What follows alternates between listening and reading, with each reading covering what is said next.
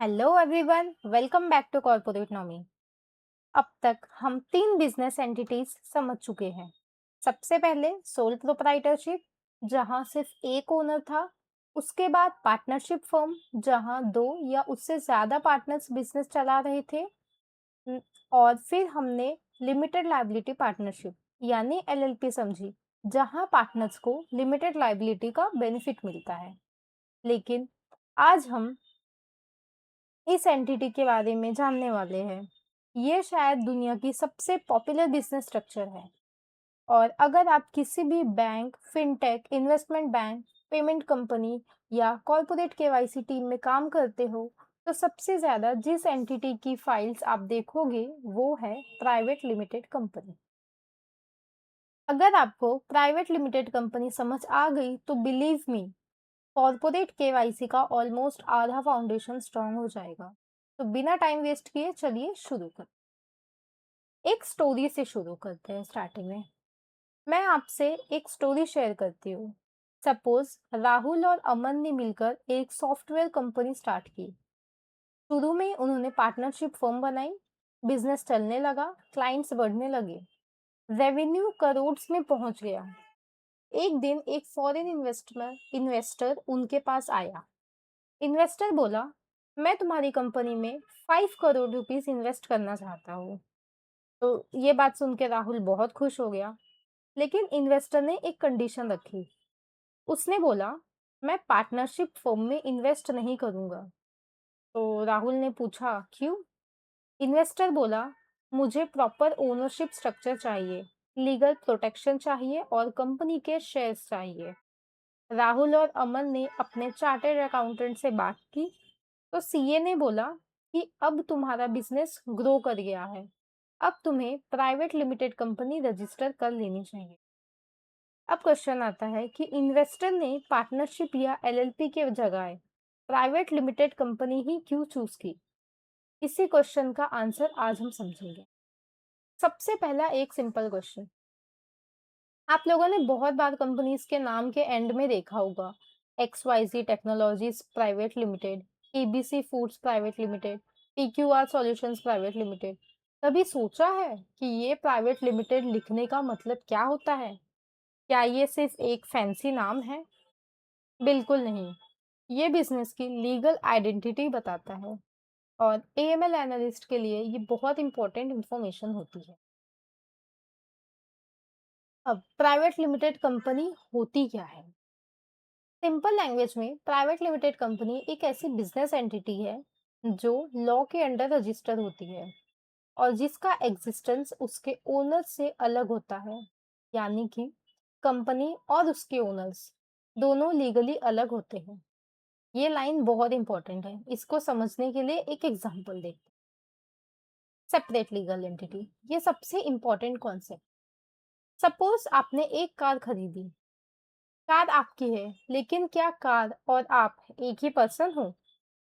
नहीं। कार की अपनी आइडेंटिटी है, रजिस्ट्रेशन नंबर अलग है, इंश्योरेंस अलग है, डॉक्यूमेंट्स अलग है। वैसे ही प्राइवेट लिमिटेड कंपनी की भी अपनी आइडेंटिटी होती है। उसका अपना नाम है, अपना पैन होता है, अपना बैंक अकाउंट होता है, अपनी प्रॉपर्टी हो सकती है। कंपनी कॉन्ट्रैक्ट साइन कर सकती है, केस फाइल कर सकती है और उसके अगेंस्ट केस भी फाइल हो सकता है।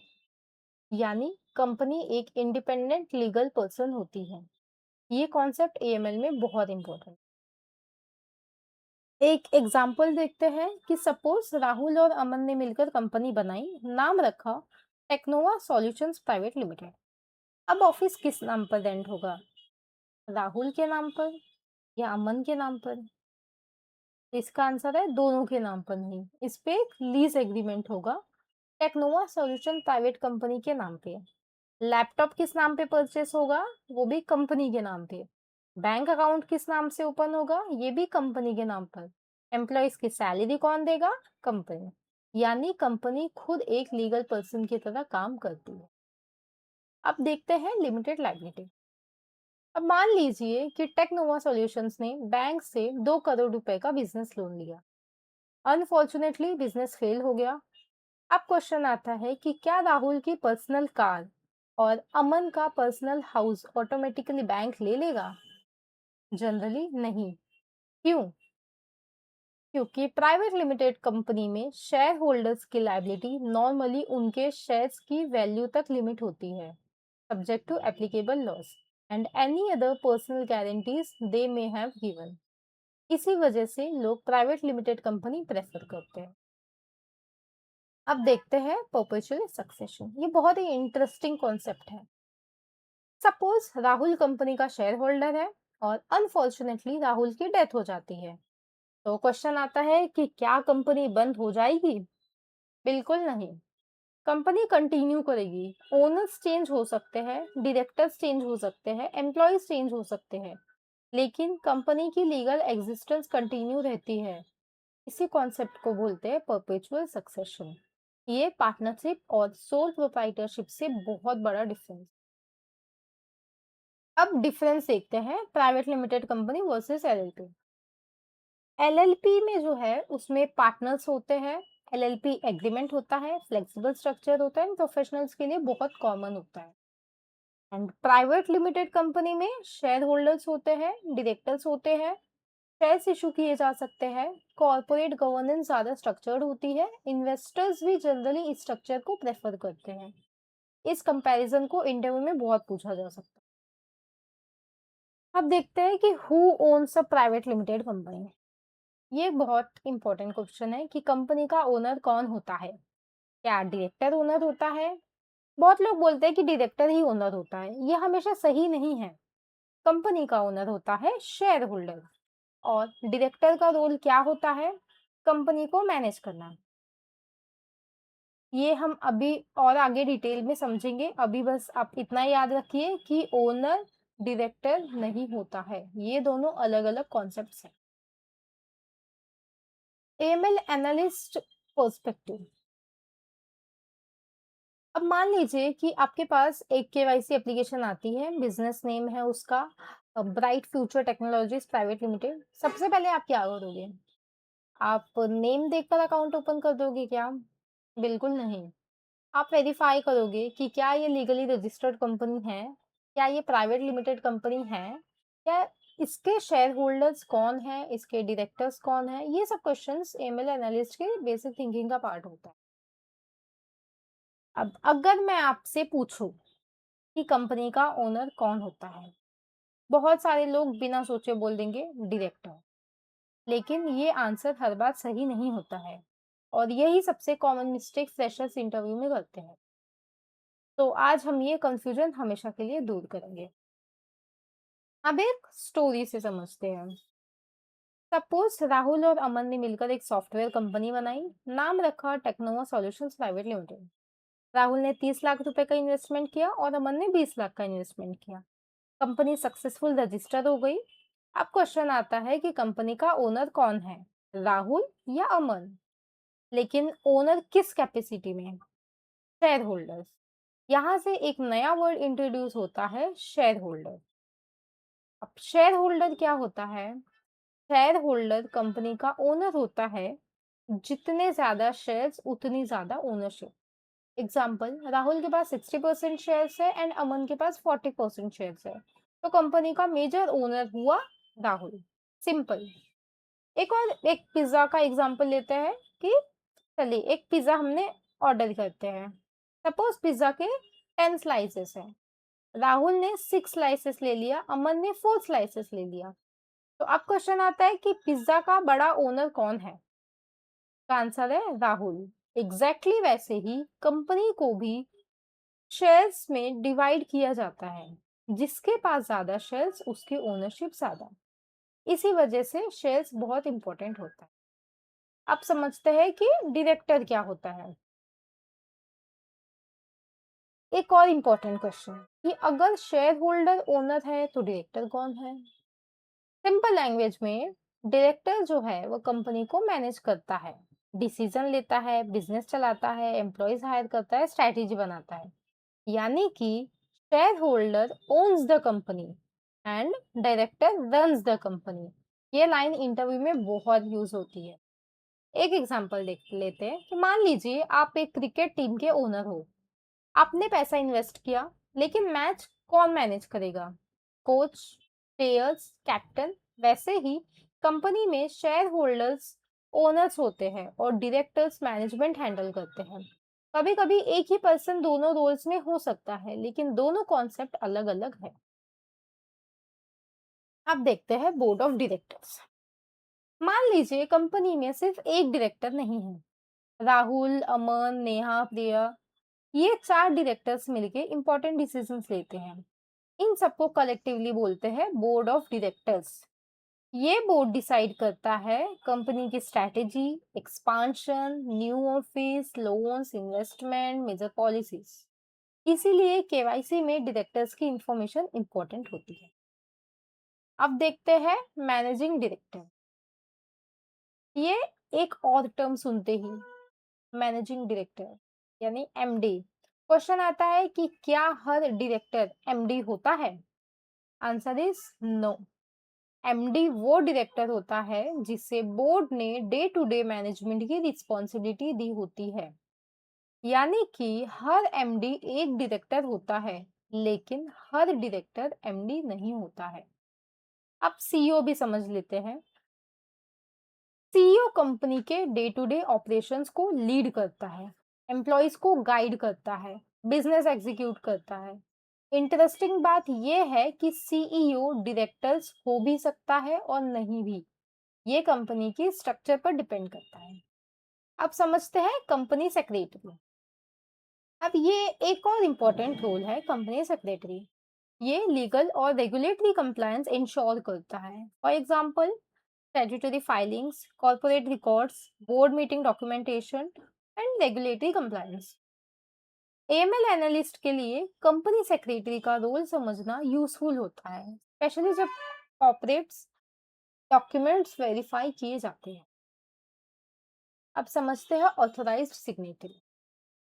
मान लीजिए कंपनी के 5 डायरेक्टर्स हैं। तो क्वेश्चन आता है कि क्या बैंक अकाउंट ऑपरेट करने के लिए हर बार 5 डायरेक्टर्स बैंक जाएंगे? ऑब्वियसली नहीं। कंपनी एक या एक से ज्यादा पर्सन को ऑथोराइज कर सकती है। ये ऑथोराइज्ड सिग्नेटरी हो सकते हैं directors, employ, finance head, CFO या कोई और ऑथोराइज्ड इंडिविजुअल। अथॉरिटी कंपनी के ऑफिशियल ऑथराइजेशन डॉक्यूमेंट्स के थ्रू दी जाती है। अब एक बात याद रखिए कि authorise signal is not equals to owner authorised. Also signatory is not equals to UBO. ये 3 अलग कॉन्सेप्ट है। अब समझते हैं कुछ एएमएल ऑफिस सिनेरियो। मान लीजिए आपके पास एक फाइल आती है, कंपनी नाम है एबीसी टेक्नोलॉजीज प्राइवेट लिमिटेड। अब आप क्या वेरीफाई करोगे? आप सबसे पहले करोगे कि डायरेक्टर्स कौन है, देन शेयर होल्डर्स कौन है, देन कंपनी को लीगली रिप्रेजेंट कौन कर रहा है, एंड ऑथोराइज सिग्नेटरी कौन है। ये सब इंफॉर्मेशन एएमएल एनालिस्ट को कस्टमर को समझने में हेल्प करता है। अब देखते हैं कुछ कॉमन मिस्टेक्स जो कि फ्रेशर्स के द्वारा हो जाती है। मैं आपको कुछ मिस्टेक्स बताती हूँ जो लाइक फ्रीक्वेंटली होती है मिस्टेक्स। मिस्टेक नंबर 1, डायरेक्टर्स को ओनर समझना। Always remember, owner generally stakeholder होता है। Mistake number 2 is authorised signatory को यूबीओ समझना। बिल्कुल गलत है ये। अकाउंट ओपनिंग करने वाला पर्सन ओनर हो ये जरूरी नहीं है। मिस्टेक नंबर 3, कंपनी और डायरेक्टर को सेम लीगल पर्सन समझना। ये भी गलत है। कंपनी की अपनी लीगल एंटिटी होती है। अब कुछ इंटरव्यू क्वेश्चंस देख लेते हैं। First one is who is the owner of private limited company? The owner of private limited company are its shareholders. Next question, who manages the company? The company is managed by its directors under the supervision of the board of directors. Next question. What is the difference between a shareholder and a director? A shareholder owns the company by holding shares, whereas a director is responsible for managing and operating the company. Next question. Can a shareholder and director be the same person? Yes. especially in small and closely held companies. The same individual may be both a shareholder and a director. Next question. Can an authorized signatory be different from the stakeholder? Answer is yes. An authorized signatory acts on behalf of the company based on authorization. They are not necessarily the owner. Let's check your understanding. Who owns a private limited company? Sochi answer.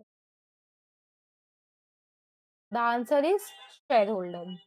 Now, who manages the company? Directors.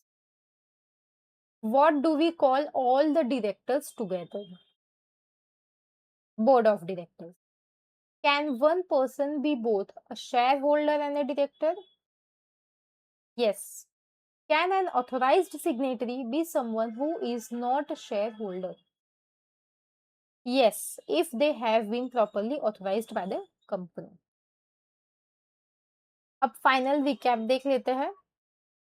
आज हमने समझा share holder कौन होते हैं, director का role क्या होता है, बोर्ड ऑफ डायरेक्टर क्या होता है, मैनेजिंग डायरेक्टर और सीईओ में बेसिक डिफरेंस, कंपनी सेक्रेटरी का role, authorise signatory, common interview question and कुछ office scenario examples.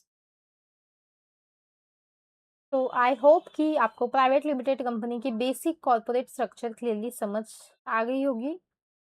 And next इसमें हम लोग देखेंगे अ, अभी तक हमने कंपनी की स्ट्रक्चर समझी है, लेकिन एएमएल के वैसी एनालिस्ट की एक्चुअल जॉब अब शुरू होती है। हाँ, नेक्स्ट इसमें हम डिटेल में कवर करेंगे certificate of incorporation, memorandum of association, article of association, share holding pattern, UBO, KYC documents, AML red flags, practical corporate case studies, end to end KYC walkthrough. And believe me, ये episode देखने के बाद आप किसी भी private limited company की KYC file को ज़्यादा कॉन्फिडेंस के साथ अंडरस्टैंड कर पाओगे। अगर ये सेशन पसंद आया हो तो वीडियो को लाइक करिए, चैनल को सब्सक्राइब करिए एंड बेल आइकन जरूर प्रेस करिए। Thank you so much for watching and I'll see you in the next episode. Happy learning!